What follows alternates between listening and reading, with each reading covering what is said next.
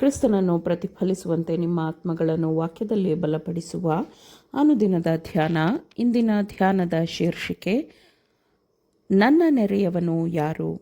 ಈ ದಿನದ ದೇವರ ವಾಕ್ಯ, ಈ ಮೂವರಲ್ಲಿ ಯಾವನು ಕಳ್ಳರ ಕೈಗೆ ಸಿಕ್ಕಿದವನಿಗೆ ನೆರೆಯವನಾದನೆಂದು ನಿನಗೆ ತೋರುತ್ತದೆ ಹೇಳು ಎಂದು ಕೇಳಿದ್ದಕ್ಕೆ ಆ ಧರ್ಮೋಪದೇಶಕನು ಅವನಿಗೆ, ದಯೆ ತೋರಿದವನೇ ಅಂದನು.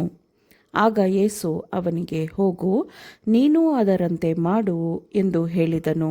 ಲೂಕ 10ನೇ ಅಧ್ಯಾಯ 36 ಮತ್ತು 37ನೇ ವಚನಗಳು. ಯಾವುದೇ ಮನುಷ್ಯನಿಗೆ ನಮ್ಮ ಕರುಣೆಯ ಅಗತ್ಯವಿದೆಯೋ ಮತ್ತು ನಮ್ಮ ಸೇವೆಯ ಅಗತ್ಯವಿದೆಯೋ ಅವನೇ ನಮ್ಮ ನೆರೆಯವನಾಗಿರುತ್ತಾನೆ. ಎಲ್ಲ ವರ್ಗಗಳಲ್ಲಿ ಬಳಲುತ್ತಿರುವವರು ಮತ್ತು ನಿರ್ಗತಿಕರು ನಮ್ಮ ನೆರೆಯವರಾಗಿರುತ್ತಾರೆ. ಅವರ ಕೊರತೆ ಅಗತ್ಯತೆಗಳು ನಮ್ಮ ಗಮನಕ್ಕೆ ಬಂದಾಗ ಅದಕ್ಕೆ ಸಾಧ್ಯವಾದಷ್ಟು ಸಹಾಯ ಮಾಡುವುದು ನಮ್ಮ ಕರ್ತವ್ಯವಾಗಿದೆ. ದೇವರನ್ನು ಪ್ರೀತಿಸುವವನು ತನ್ನ ಜೊತೆ ಮನುಷ್ಯರನ್ನು ಪ್ರೀತಿಸುವುದಲ್ಲದೆ ದೇವರು ಸೃಷ್ಟಿಸಿರುವ ಎಲ್ಲವನ್ನೂ ಕರುಣೆ ಪ್ರೀತಿಯಿಂದ ಪರಿಗಣಿಸುತ್ತಾನೆ. ದೇವರ ಆತ್ಮವು ಮನುಷ್ಯನಲ್ಲಿದ್ದಾಗ ಅದು ದುಃಖವನ್ನು ಉಂಟುಮಾಡುವ ಬದಲು ಅದನ್ನು ನಿವಾರಿಸಲು ಕಾರಣವಾಗುತ್ತದೆ. ತಮ್ಮ ಜೊತೆ ಮನುಷ್ಯರೊಂದಿಗೆ ಯಾಜಕರು ಮತ್ತು ಲೇವಿಯರಿಗಿದ್ದ ಅಸಡ್ಡೆ ಮತ್ತು ನಿರ್ಲಕ್ಷ್ಯವನ್ನು ಕರ್ತನು ಪ್ರಕಟಿಸಿದ ನಂತರ ಒಳ್ಳೆಯ ಸಮಾರ್ಯದವನನ್ನು ಕರ್ತನು ಪರಿಚಯ ಮಾಡಿಕೊಟ್ಟನು.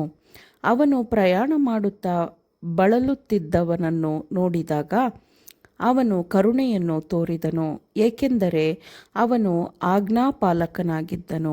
ಇದು ನಿಜವಾದ ಘಟನೆಯಂತೆಯೂ ಮತ್ತು ನಿಖರವಾಗಿ ಪ್ರತಿನಿಧಿಸಲ್ಪಟ್ಟಂತೆ ತೋರುತ್ತದೆ. ಈ ಮೂವರು ಪ್ರಯಾಣಿಕರಲ್ಲಿ ಯಾವನು ಕಳ್ಳರ ಕೈಗೆ ಸಿಕ್ಕಿದವನಿಗೆ ನೆರೆಯಾದವನೆಂದು ಕ್ರಿಸ್ತನು ಕೇಳಿದನು. ಸಮಾರ್ಯದವನು ತಿರಸ್ಕಾರಕ್ಕೊಳಗಾದ ಜನರಲ್ಲಿ ಒಬ್ಬನಾಗಿದ್ದನು. ಅವನು ಬಳಲುತ್ತಿದ್ದ ಸಹೋದರನನ್ನು ನೋಡಿಕೊಂಡನು. ತಾನು ಅಂತಹ ಸ್ಥಿತಿಯಲ್ಲಿದ್ದರೆ ನೆರೆಯವನು ತನ್ನನ್ನು ಹೇಗೆ ನಡೆಸಿಕೊಳ್ಳಬೇಕು ಎಂದು ತಾನು ಬಯಸುತ್ತಾನೋ ಹಾಗೆಯೇ ಅವನು ಬಳಲುತ್ತಿದ್ದವನನ್ನು ನಡೆಸಿಕೊಂಡನು. ಈ ಸಾಮ್ಯದ ಮೂಲಕ ಮನುಷ್ಯನು ತನ್ನ ಜೊತೆ ಮನುಷ್ಯನೊಂದಿಗೆ ಹೇಗೆ ನಡೆದುಕೊಳ್ಳಬೇಕೆಂಬ ಕರ್ತವ್ಯವು ನಿರಂತರವಾಗಿ ಇತ್ಯರ್ಥವಾಗಿದೆ.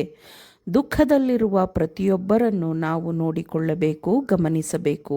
ನಮಗೆ ಸಾಧ್ಯವಾದಷ್ಟು ಮಟ್ಟಿಗೆ ಕಷ್ಟದಲ್ಲಿರುವವರ ಅಗತ್ಯತೆಗಳನ್ನು ನಿವಾರಿಸುವ ದೇವರ ಕಾರ್ಯಭಾರಿಗಳ ಹಾಗೆ ನಮ್ಮನ್ನು ನಾವು ಪರಿಗಣಿಸಬೇಕು. ನಾವು ದೇವರೊಂದಿಗಿನ ಸಹ ಕೆಲಸಗಾರರಾಗಿರಬೇಕು. ತಮ್ಮ ಸಂಬಂಧಿಕರಿಗೆ, ತಮ್ಮ ಸ್ನೇಹಿತರು ಮತ್ತು ನೆಚ್ಚಿನವರಿಗೆ ಮಾತ್ರ ಹೆಚ್ಚಿನ ಪ್ರೀತಿಯನ್ನು ತೋರಿಸುವ ಕೆಲವರು ಇದ್ದಾರೆ. ಆದರೂ ಮೃದುತ್ವದ ಕರುಣೆಯ ಅಗತ್ಯವಿರುವವರಿಗೆ, ಪ್ರೀತಿಯ ಅಗತ್ಯವಿರುವವರಿಗೆ ಅವರು ಕರುಣೆ ಮತ್ತು ಪ್ರೀತಿಯನ್ನು ತೋರಲು ವಿಫಲರಾಗುತ್ತಾರೆ.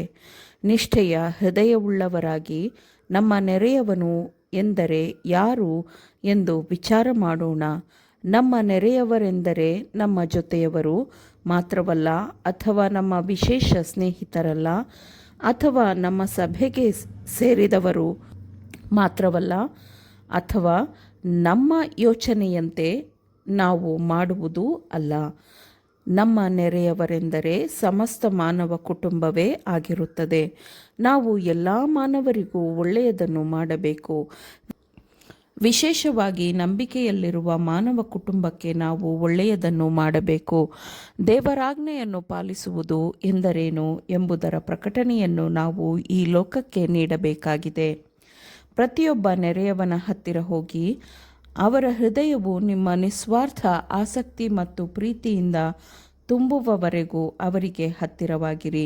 ಅವರೊಂದಿಗೆ ಸಹಾನುಭೂತಿಯಿಂದ ನಡೆದುಕೊಳ್ಳಿರಿ. ಅವರಿಗಾಗಿ ಪ್ರಾರ್ಥಿಸಿರಿ. ಅವರಿಗಾಗಿ ಒಳ್ಳೆಯದನ್ನು ಮಾಡುವ ಅವಕಾಶಕ್ಕಾಗಿ ಎದುರು ನೋಡಿರಿ.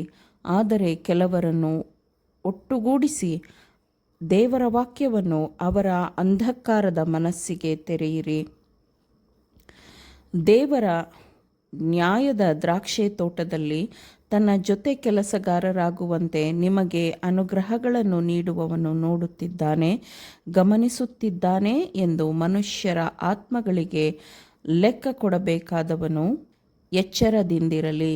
ಆಮೇನ್. ದೇವರ ವಾಕ್ಯಗಳನ್ನು ಶ್ರದ್ಧೆಯಿಂದ ಆಲಿಸುವವರು ಮಾತ್ರವೇ ಆಗಿರದೆ ಪಾಲಿಸುವವರು ಆಗಬೇಕೆಂದು ನಿಮ್ಮನ್ನು ಉತ್ತೇಜಿಸುತ್ತೇನೆ.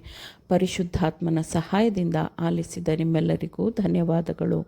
ಮತ್ತೆ ದೈನಂದಿನ ಧ್ಯಾನಕ್ಕಾಗಿ ನಾಳೆ ಸಂಧಿಸೋಣ. ಆಮೇನ್.